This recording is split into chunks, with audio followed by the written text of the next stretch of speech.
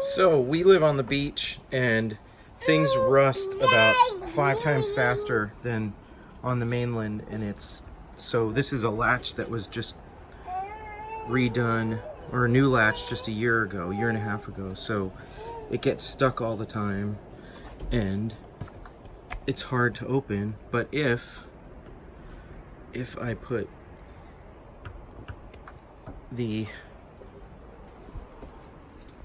this on it, it quickly works again. So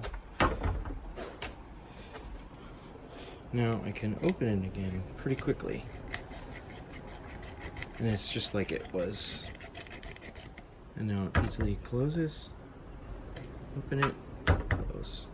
So that'll actually stay for probably 3 months before the GetSome gives out.